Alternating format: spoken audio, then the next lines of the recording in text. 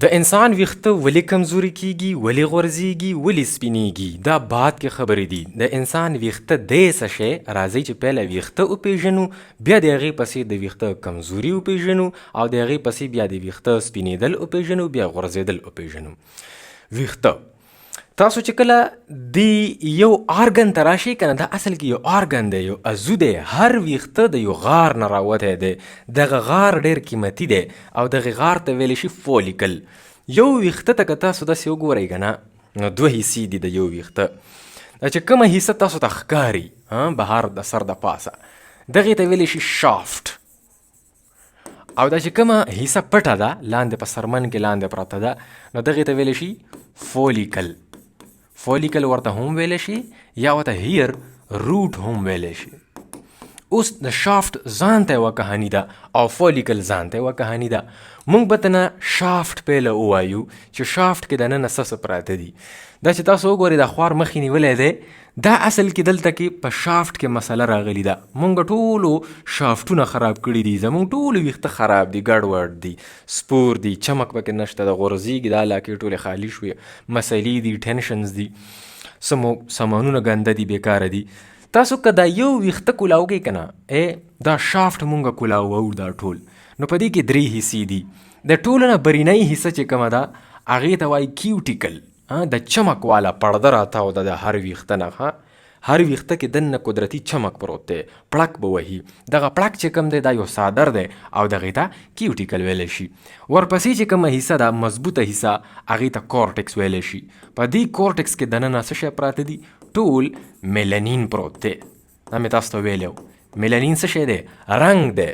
زمونږ سرمنې ته هم یو رنګ میلاو دی، میلانین د وجې میلاویږي.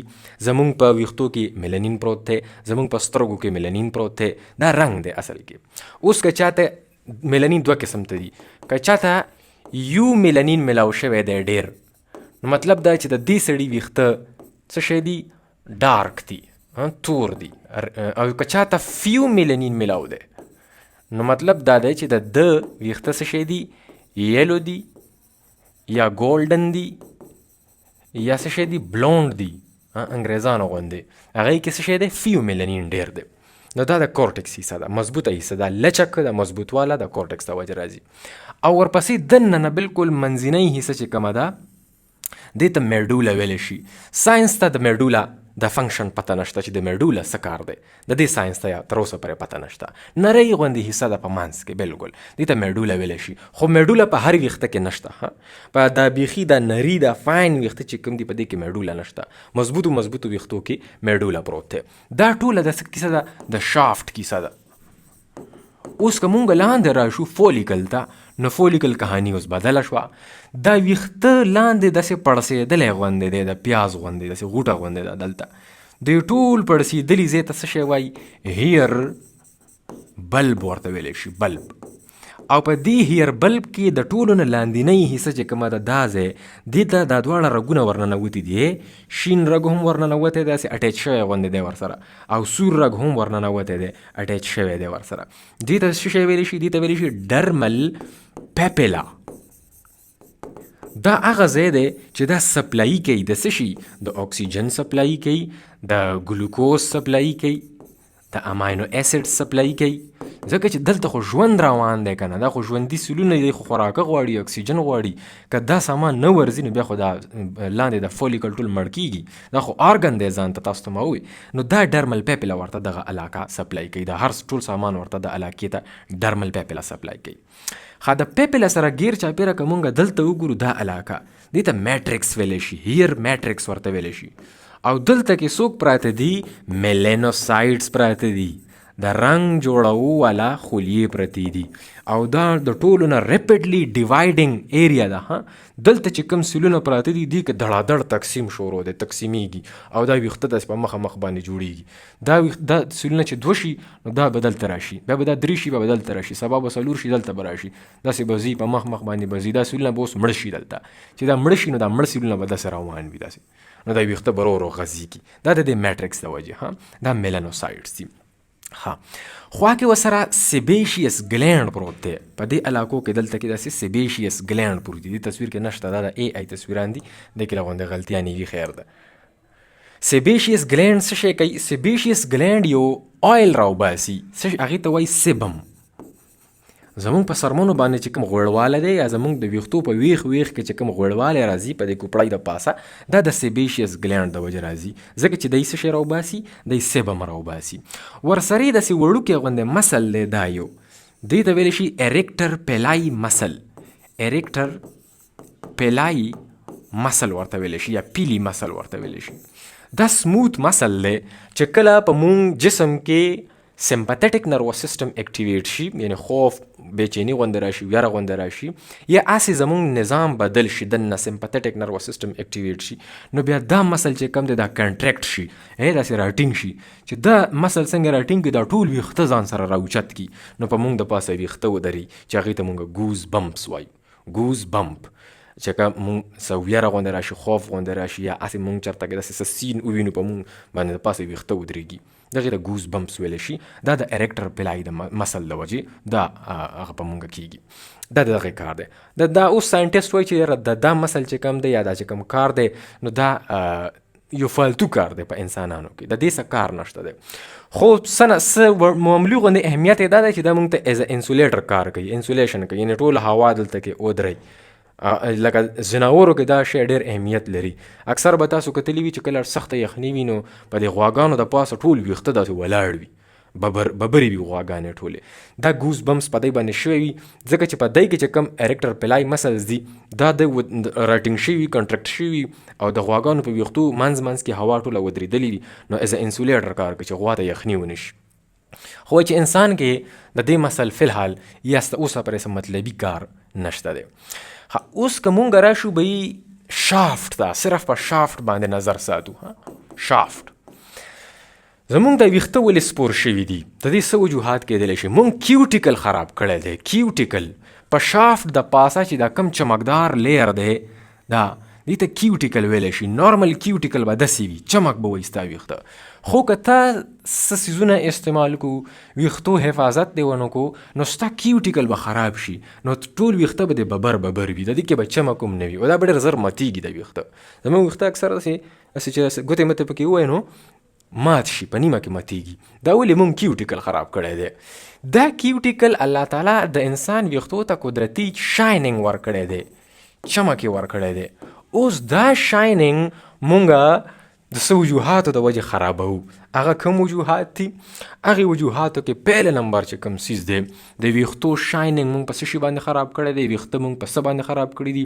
پیل نمبر چې کوم څیز دی هغه دی بلیچ اینډ هایډروجن پر اکساید.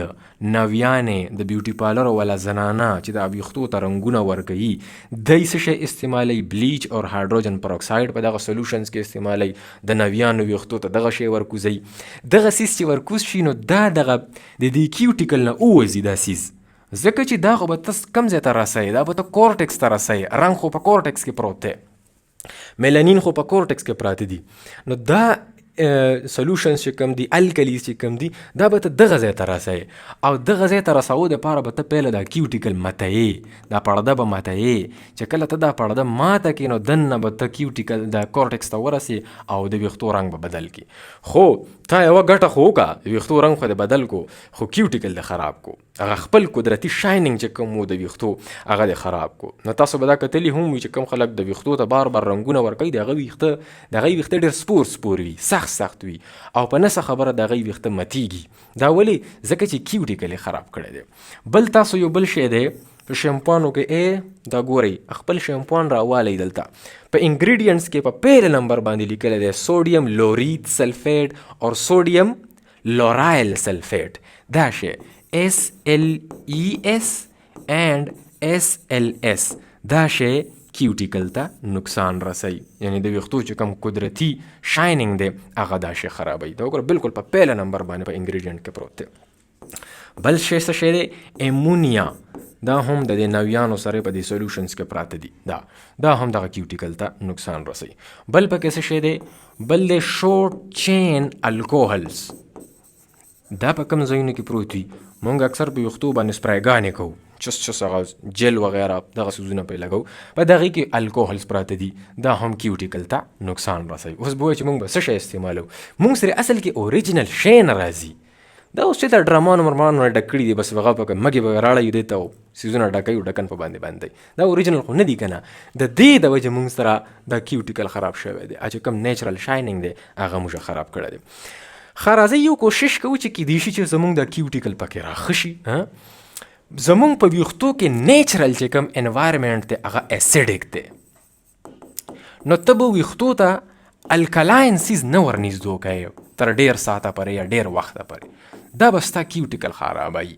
نو موږ ته پکار د ګوره یو شی اپلای کول داسې پکار دی چې دا د سیو والا اپل سایډر وینیجر چې کوم دی سرکا د سیو والا سرکا د هغې نه یو چمچ په ګیلاس کې اچوه او هغه په ویښتو باندې مشه.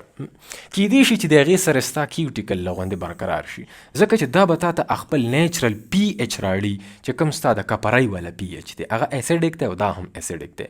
نو د هغې سره هو سکتا ہے چې ستا کیوټیکل ښه شي. بل پکې یو آیل دی چې کوم تاسو د مخامخ بوټی لګېدلی دی دې ته جوجوبا آیل ویلی شي. جوجوبا آیل دا وګورئ چېرته به پروت وي چېرته دوکانونو موکانونو کې چې کوم اوریجنل وي که د بوټو نه میلاو شو د تخم نه د ویستل نو یا ښه ده. دا ولې دا ځکه چې د دې دا چې کوم تیل دی دا بالکل کار کوي لکه د سیبم غوندې. سیبم کوم ځای کې پروت دی دا ستا په ویښتو کې دننه قدرتي پروت دی چې کومې څوک یې راوباسي سیبیشیس ګلینډ یې راوباسي. سیبیشیس ګلینډ نه سیبم راوځي. نو دا چې کوم تیل دی د دغې بوټي والا دا بالکل هو به هو د سیبم غوندې دي. د سیبم غوندې کار وکوي او راښکسي دي. نو د دې سره هم ستا کیوټیکل ښه کېدلی شي. دا څه داسې کیمیکلز دي چې موږ د دې نه مخکې ووي چې هغه یې موږ ته خپل کیوټیکل خرابوي د ویښتو خپل نیچرل شایننګ خرابوي. نو ناوي خو خپل ویښتو ته رنګ ورکړي د 3 میاشتې د هغې په ویښتو کې رنګ وي خو دې ته ټریډ آف ویلی شي. کچھ پاؤ اور کچھ کھو دو. سب گٹھے سب بائلے کچھ پانے کے لیے کچھ کونا پڑتا ہے. نو هغې ویښتو ته خو هغه ډای میلاو شي رنګ ورته میلاو شي خو خپل نیچرل شایننګ ته نه لاړ شي. دا د ویښتو ټوله کیسه ده. انشاءالله سبا راځو چې ویښته زمونږ ولې کمزوري کیږي او دې کې به مونږ یو څیز بل وایو. ویښته غورځېدو کې د سړي خاص کر چې کم انډروجینک ایلوپیسیا ده دا مونږ ویلی هم دی هغه به پکې ډسکس کوو. ورسره دې کې د سټرس رول دی چې به انسان پریشان دی د دې ویښته بیا زر سپینېږي یا د دې ویښته زر غورځېږي څه داسې دې کې نورې خبرې هم دي. انشاءالله راځو به دغه ټاپک سره. مهرباني.